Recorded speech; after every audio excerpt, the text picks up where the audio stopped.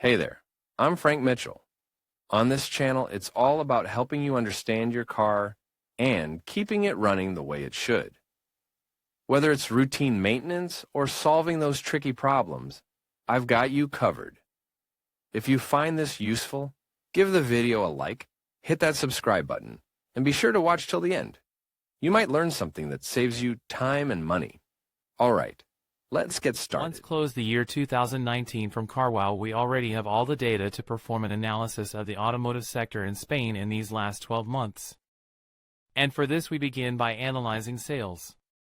Between January and December 2019, a total of 1.25 million cars were marketed in Spain, a figure that represents a fall of 4.8% compared to the same period last year.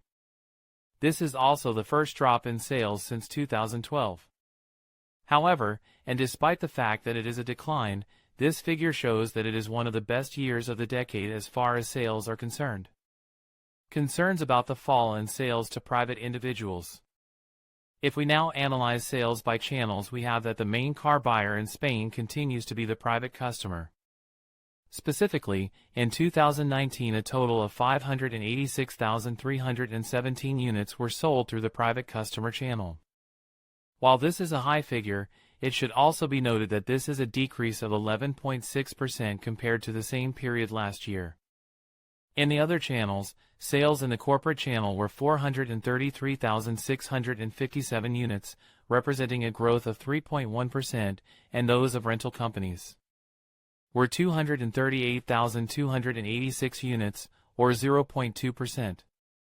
Growth in light commercial vehicles. Regarding light commercials, a total of 214,927 units were marketed in 2019, representing a growth of 0.3%. In this regard, vans took the main sales with a total of 120,512 units, which was a growth of 0.8%. Reactions. According to Noemi Navas, Director of Communication at ANFAC, 2019 represents good data, close to the natural market in Spain. Companies and renters continue to record high purchase figures. The worst data is left by the channel of individuals. For 2020 we'll record similar figures in sales to those of 2019, with weaker first months and a more positive second half.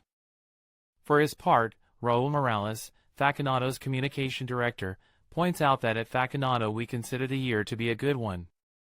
This 2020 we will still see a lot of uncertainty, which, according to our forecast, will cause sales to fall again by around 3%.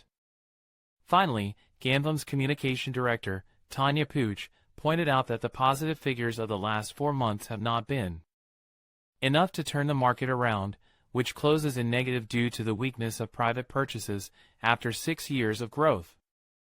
In 2020, forecasts also point to a 3% decline, so turning this situation around requires the implementation of a clear and well-founded strategy.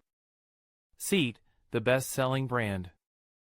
As for the brands, once again Seat has shown its strength and closed the year as the best-selling brand with 111,982 units, an increase of 4.34% over the same period last year. The second best-selling brand was Peugeot, with a total of 97,938 units, a decrease of 0.99%, and third place went to Volkswagen, with a total of 94,328 units, a decrease of 8.38%. Closing the ranking of best-selling brands are Renault, with 86,419 units, down 10.17%, Toyota, with 71,697 units, up 0.6%. Opel with 69,103 units, down 13.36%, Citroën with 67,151 units, down 2.56%, and Hyundai with 62,766 units, down 2.8%.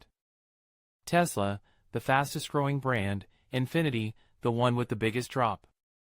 As for the percentage growth of brands, we have that the brands, with at least 1,000 units of sales, that have grown the most have been Tesla, plus 534%, Lexus, plus 19.7%, Porsche, plus 16.9%, Mitsubishi, plus 11.7%, Mazda, plus 8.42%, Jeep, plus 7.57%, Dacia, plus 7.24%, Suzuki, plus 7.24%, Mini, plus 6.69%, Volvo, plus 4.66%, Seat, plus 4.34%, Mercedes, plus 2.65%, DS, plus 1.71%, and Toyota, plus 0.60%.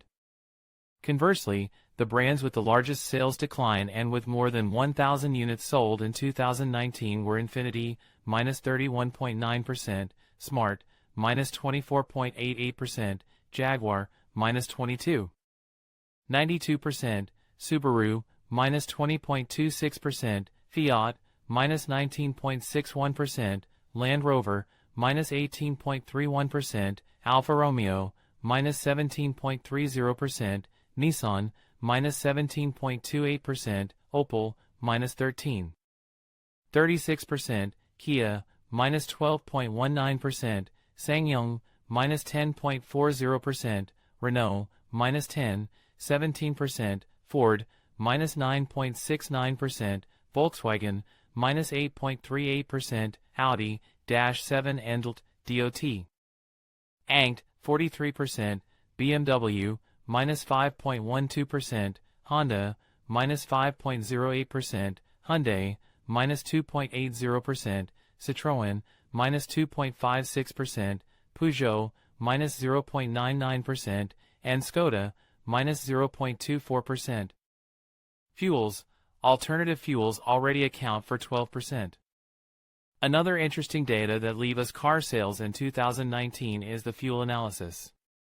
And here we have to point out that diesel continues to fall. Specifically, while in 2018, the diesel share was 31%, in the past 2019 this percentage has fallen to 27.9%. We are therefore talking about just over 3% decline. And it is also striking that sales of alternative fuels already account for 12%. We are talking about pure electric, extended range electric, hybrid, plug-in, hydrogen, LPG and CNG cars. Segments, SUVs continue to grow. As for SUVs, they are the most demanded type of vehicle in Spain. Specifically, a total of 595,585 units were marketed in 2019, which already represents a share of 47.2% and a growth of 5% compared to last year. Moreover, SUVs are the only ones to grow. Urban cars, compact cars, all these cars are decreasing, but the demand for SUVs continues to grow.